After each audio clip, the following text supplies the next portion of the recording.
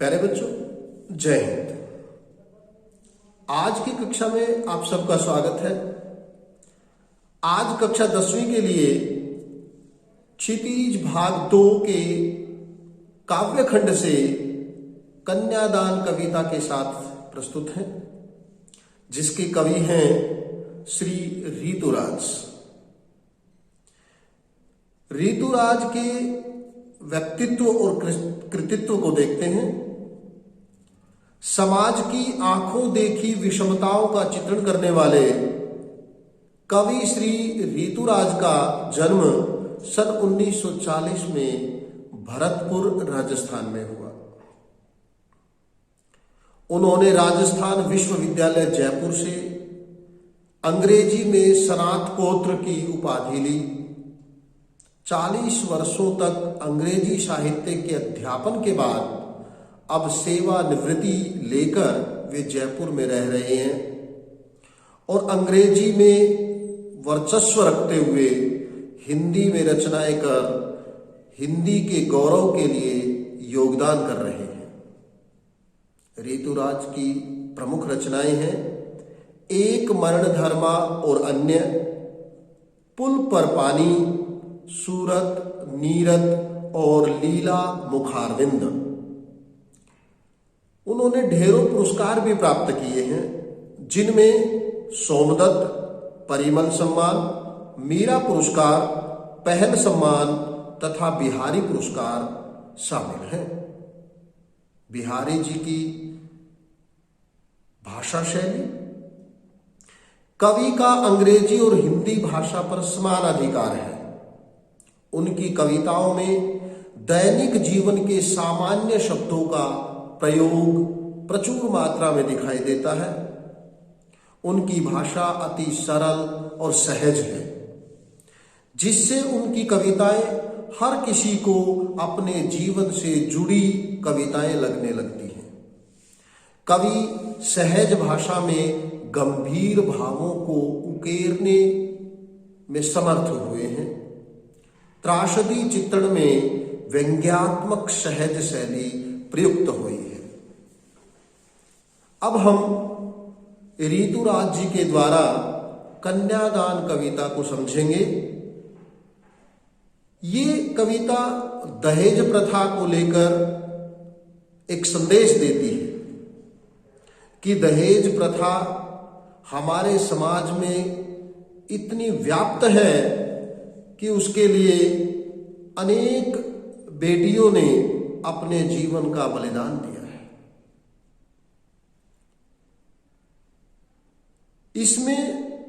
इस कविता में एक माँ जब अपने बच्ची का, अपनी बेटी का, जो उसकी अंतिम पूंजी है, जो अब तक उसके विचारों को साझा करती आई है, उसके ससुराल में उसके साथ क्या क्या हो सकता है, वो सब उसको बताते हुए अपना दुख प्रकट करती है। तो देखते हैं कितना प्रामाणिक था उसका दुख लड़की को दान में देते वक्त। कवि कह रहे हैं कि एक मां जब अपनी बेटी को वर पक्ष के हाथों में सौंपती है तो उसका दुख किसी प्रमाण का मोहताज नहीं है। उसके अंदर इतने दुख है, पीड़ा है कि वो अपने सर्वस्व धन को दूसरों के हाथे सौंप रही है, जैसे वही उसकी अंतिम पूंजी हो। उसे लगता है कि अब तक जो भी उसने पूंजी अपनी बेटी के रूप में कमाई है, वो उसको वर पक्ष के हाथों में सौंप रही है। तो उस समय उसका दुख प्रामाणिक, कोई आडंबरी दुख नहीं है, कोई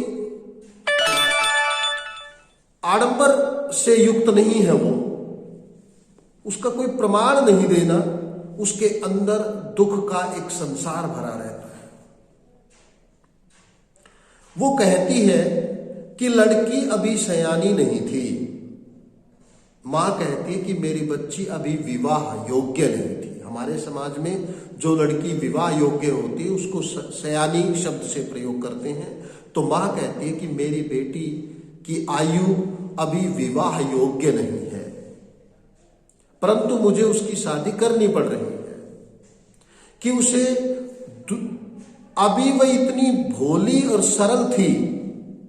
वो कहती कि मेरी बेटी भोली है,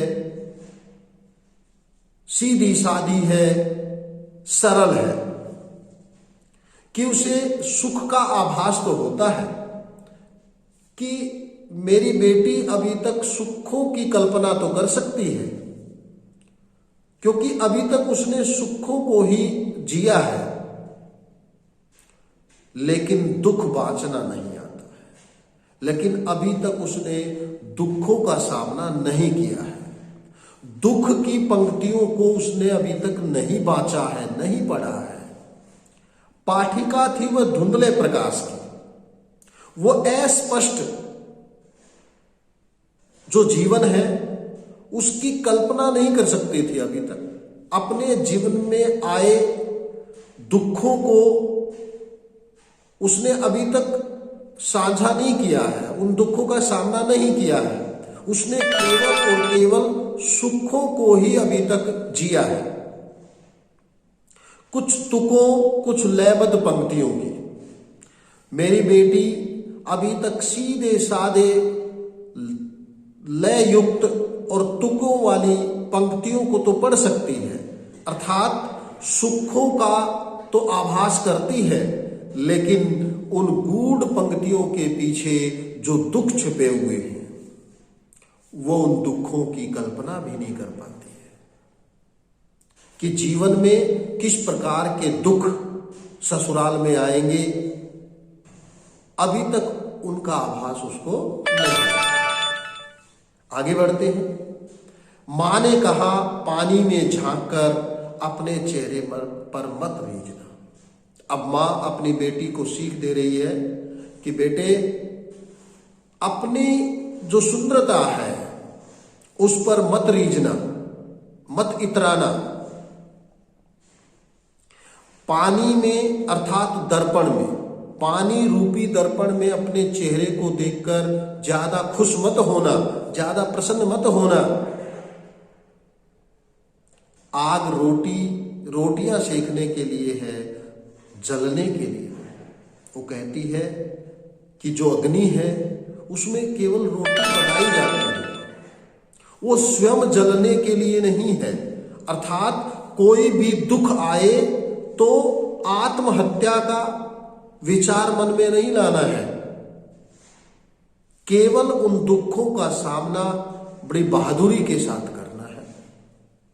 वस्त्र और आभूषण शाब्दिक भ्रमों की तरह है। जिस प्रकार शब्द भ्रम में व्यक्ति उलझ कर रह जाता है, बंधनों में बंध जाता है, वैसे ही ससुराल पक्ष के लोग वस्त्र और आभूषण देकर अपनी बहू को, अपनी वधू को जो है एक भ्रम के बंधन में बांध देते हैं और उस पर तरह तरह के अत्याचार, उसका शोषण करते रहते हैं। तो आपको इस प्रकार बंधन में नहीं बंधना है, हर कदम बड़ा सोच समझ के रखना है। बंधन है स्त्री जीवन की, जो ये वस्त्र और आभूषण है वो स्त्री जीवन के एक बंधन के समान है। हमें इन बंधनों से दूर रहना है, किसी की चिकनी चुपड़ी बातों में नहीं आना है। मां ने कहा, लड़की होना पर लड़की जैसी दिखाई मत देना। अब मां अपनी बेटी को अंतिम सीख में बता रही है कि बेटी, कि तुम एक अच्छी मर्यादा में रहने वाली लड़की तो दिखाई देना, वो लड़की तो बनना, पर साधारण शोषण सहने वाली, अत्याचार सहने वाली लड़की मत बनना। क्योंकि ये समाज जो है वो लड़की पर तरह तरह के शोषण करता है। उन शोषणों का, उन अत्याचारों का तुमने डटकर मुकाबला करना है। ये एक मां की अपनी बेटी के लिए सीख थी। तो प्यारे बच्चों, इस कविता को ध्यान से पढ़ना, सुनना। धन्यवाद।